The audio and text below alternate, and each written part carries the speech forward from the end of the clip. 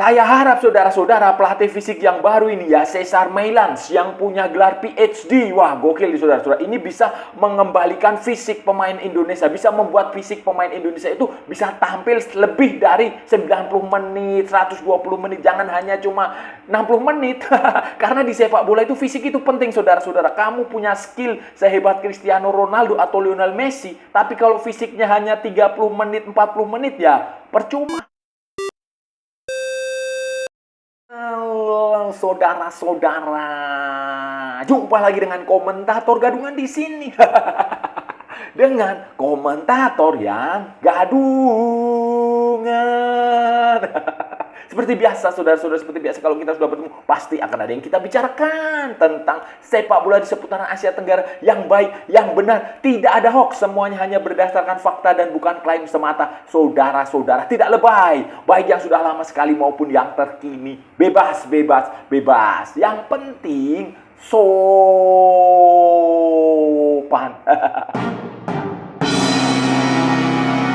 Jadi begini saudara-saudara, jadi begini, PSSI sejatinya itu akan mengumumkan secara resmi, akan menggelar konferensi pers secara resmi penunjukan John Herdman hari Senin saudara-saudara, hari Senin tanggal 12 Januari 2026 jam 9 pagi di Hotel Mulia di Jakarta sana, di Senayan Jakarta sana, di sekitaran Gelora Bung Karno sana. Itu rencananya, tetapi kemudian dibatalkan, ditunda karena John Herdman demam katanya. Sakit saudara-saudara, karena ya cuacanya kan beda di Kanada. Sekarang lagi musim dingin, suhunya bisa -4.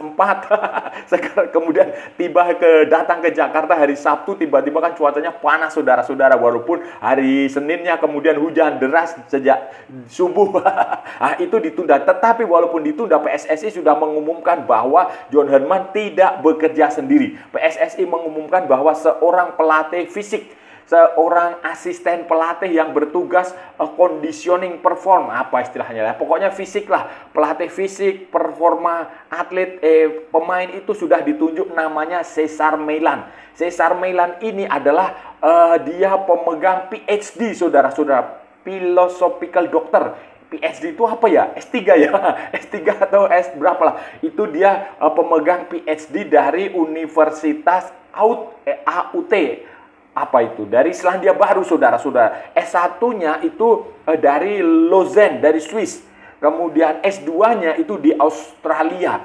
Si Meilans ini, Cesar Meilans ini adalah pelatih yang lahir di Swiss saudara-saudara tahun 1980. Lahir di Swiss, tetapi kemudian dia punya paspor warga negara Kanada saudara-saudara. Dan Cesar Meilans ini diharapkan membantu John Herdman dari segi fisik, dari segi performa, dari segi kebugaran para pemain tim nasional Indonesia. Meilans ini saudara-saudara ikut John Herdman, bekerja dengan John Herdman itu sudah sejak dari 2010. Sudah lama sekali, dan dia selalu ikut John Herdman.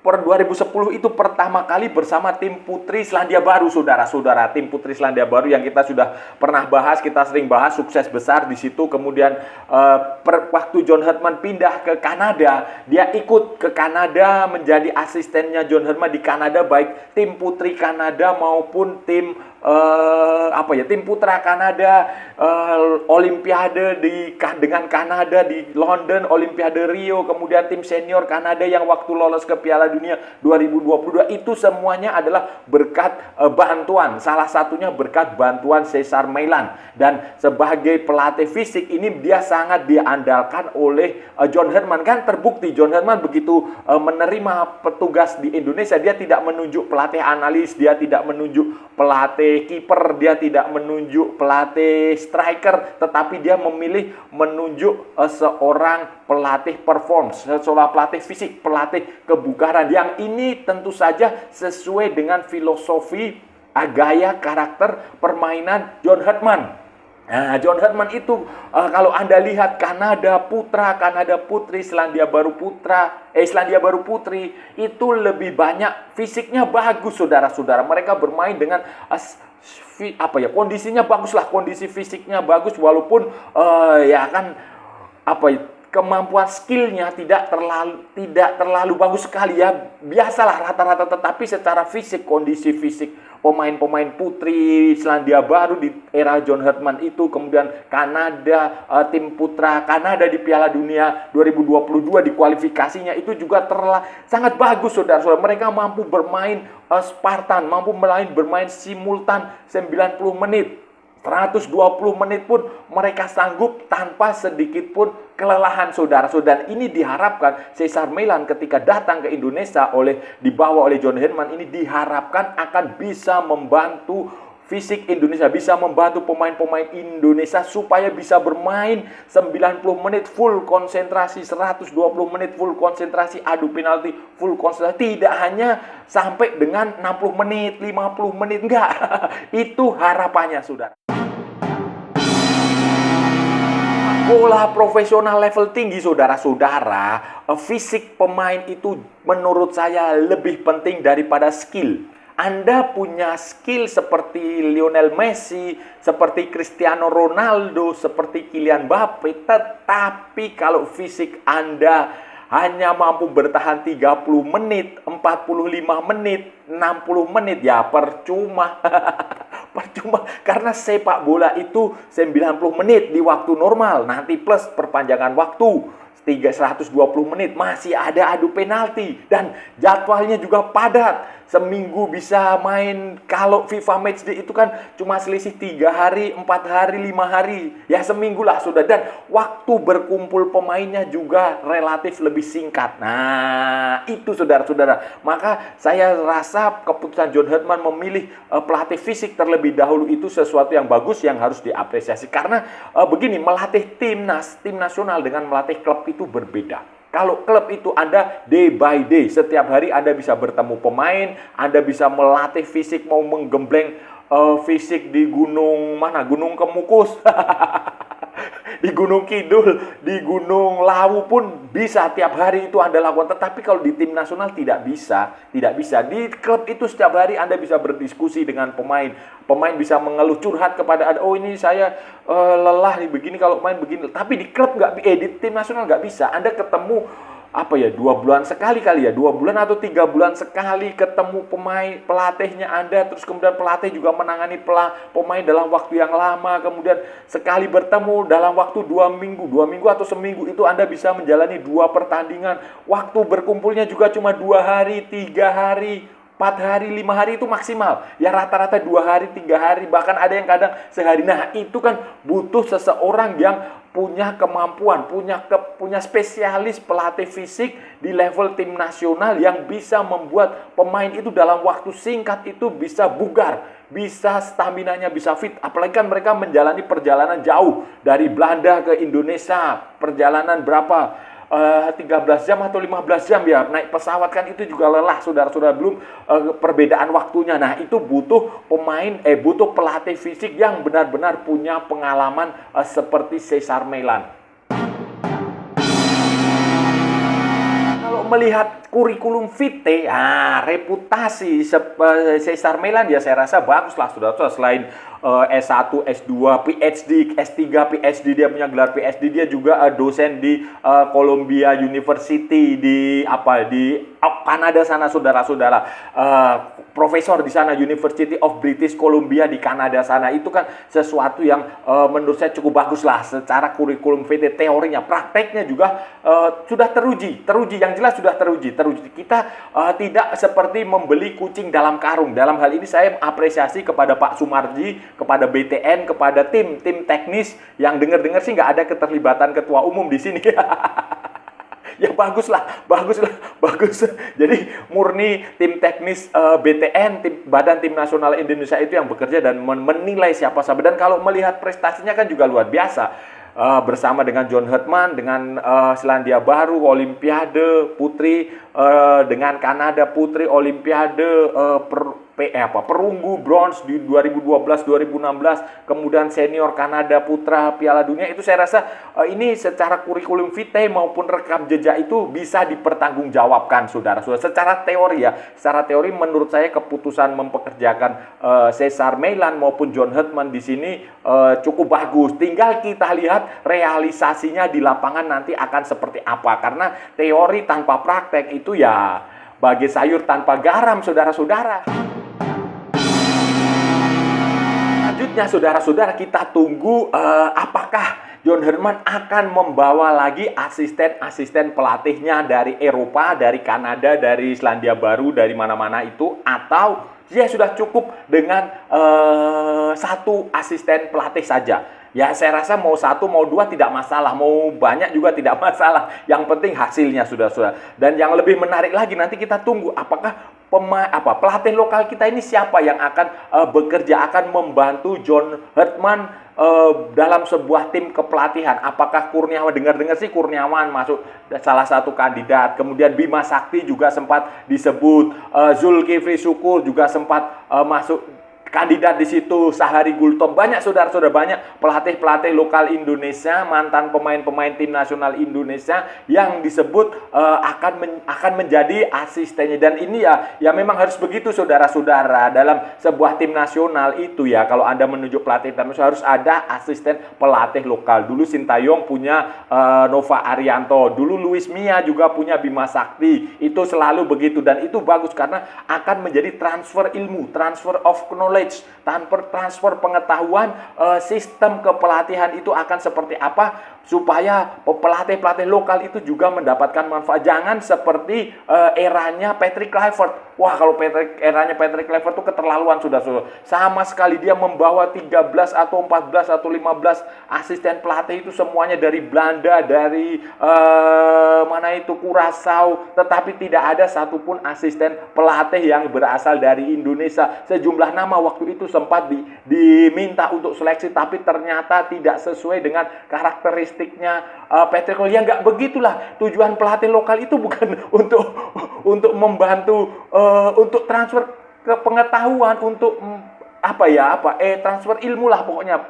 Dia belajar di situ, bukan tujuan yang lebih profesional, bukan, tetapi lebih kepada untuk supaya dia belajar bagaimana menangani pelajaran. Ya, syukurlah sekarang John Herdman ada kemungkinan mempekerjakan pelatih-pelatih lokal Indonesia.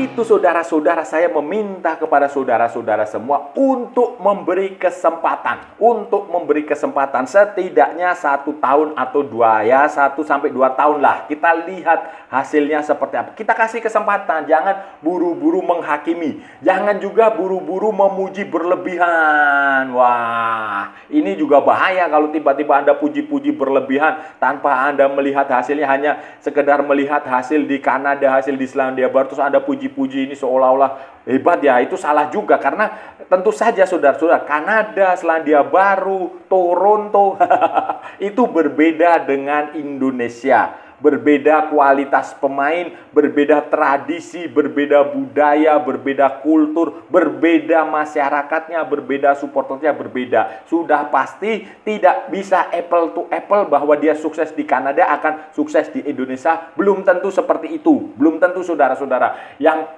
paling objektif adalah kita memberi kesempatan. Kita memberi waktu lah. Kita memberi waktu dia bekerja. Kita beri kesempatan dia memilih pemainnya. Kita beri kesempatan dia meracik strateginya. Kita beri kesempatan dia mengelola tim ini akan seperti apa. Ada pertandingan nanti di bulan Maret itu FIFA Series. 2 pertandingan di situ, kita lihat hasilnya seperti apa. Kemudian nanti ada Piala AFF.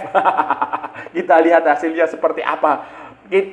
Ada FIFA Matchday, banyak sekali, kita lihat hasilnya seperti apa. Jadi selama setahun ini akan ada banyak pertandingan. Dari situ kita akan bisa menilai. Nanti di akhir tahun, setahun kemudian kita akan bisa lihat, oh, dengan hasil seperti ini, dengan cara main seperti ini, kita layak optimistis, oh kita layak pesimistis. Nah, itu baru adil, saudara-saudara, untuk menilai. Jangan buru-buru mengambil kesimpulan. Kita kasih kesempatan dulu lah. Kita kasih kesempatan, kita lihat, dan ya semoga berhasil sih.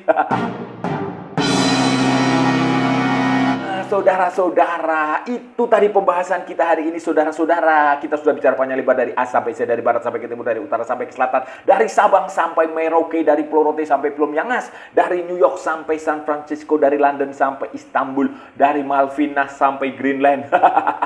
Dari Zimbabwe sampai Vanuatu, dari Santa Fenang sampai kota Kinabalu, semua sudah kita ulas, semua sudah kita cakap, semua sudah kita bacotin, semua sudah kita gibahin, semua sudah kita cangkeman, saudara-saudara, baik yang benar maupun yang tidak benar. Semuanya hari ini tadi kita bicara tentang Cesar Meilan. Cesar Meilan adalah asisten pelatih tim nasional Indonesia yang baru. Dia akan bertanggung jawab terhadap performa fisik, saudara-saudara, conditioning. Nah, jadi tim nasional itu kan berbeda dengan klub.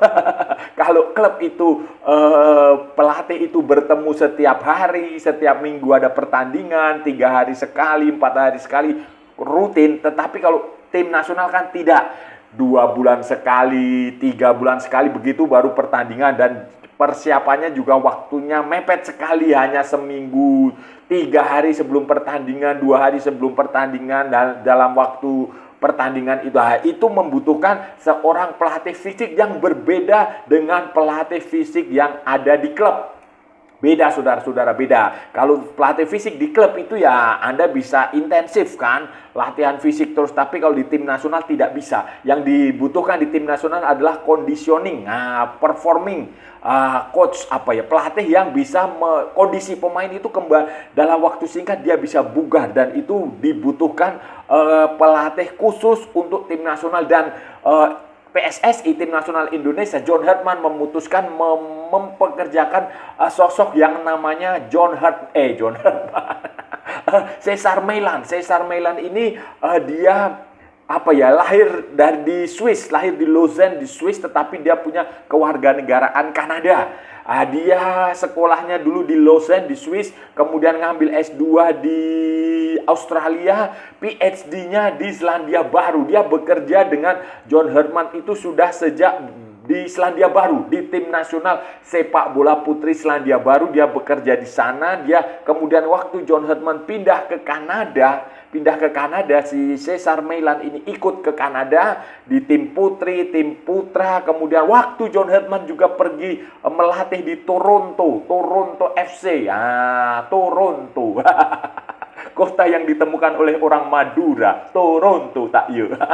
Itu Cesar Meilan juga ikut di situ. Dan sekarang Cesar Meilan akan kembali bekerja bersama dengan John Hartman di tim nasional Indonesia mulai tahun ini, saudara-saudara. Kontrak 2 tahun dan ada opsi perpanjangan 2 tahun sampai Piala Dunia 2030 kalau lolos. Kalau dalam 2 tahun prestasinya bagus, saudara-saudara, di 2026 kan ada AFF, kemudian 2027 ada Piala Asia. Kalau target Piala Asia lolos ke perempat final, ke fase knockout, sama seperti Piala Asia sebelumnya tercapai, maka kontrak Cesar Meilan dan John Hartman akan diperpanjang. Nah, nanti selain Cesar Meilan ini kemungkinan kita nggak tahu apakah akan ada pelatih asing lagi atau tidak, asisten asing, atau justru akan mempekerjakan pelatih lokal, asisten lokal. Ada banyak nama, Kurniawan di situ